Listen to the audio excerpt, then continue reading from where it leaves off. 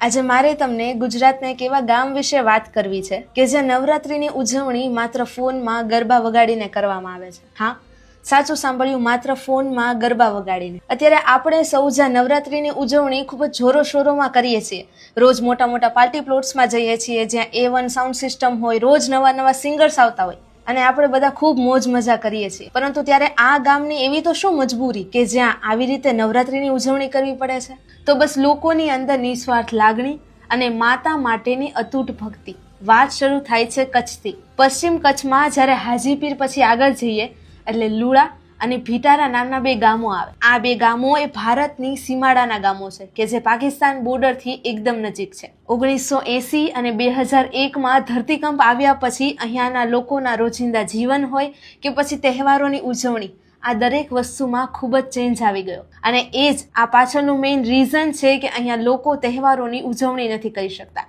અને બીજું મોટું રીઝન એ છે અહીંયા રહેલા હિન્દુઓની સંખ્યા. કારણ કે અહીંયા રહેલા હિન્દુઓની સંખ્યા એટલી ઓછી છે કે લોકો કોઈ પણ તહેવારની ઉજવણી નથી કરી શકતા. જેનું સૌથી મોટું એક્ઝામ્પલ છે નવરાત્રી. નવરાત્રીમાં માત્ર ફોનમાં ગરબા વાગે છે અને લોકો તેની આજુબાજુ ગરબા રમે છે. અને જ્યારે આ ગામ વિશે સાંભળીએ ને ત્યારે આપણને ખૂબ જ અચરજ થાય અને એક વાત પણ થાય કે આપણે ખૂબ નસીબવાળા છીએ કે આપણે આપણા તહેવારોની ઉજવણી, નવરાત્રીની ઉજવણી આટલી સારી રીતે કરી શકીએ છીએ.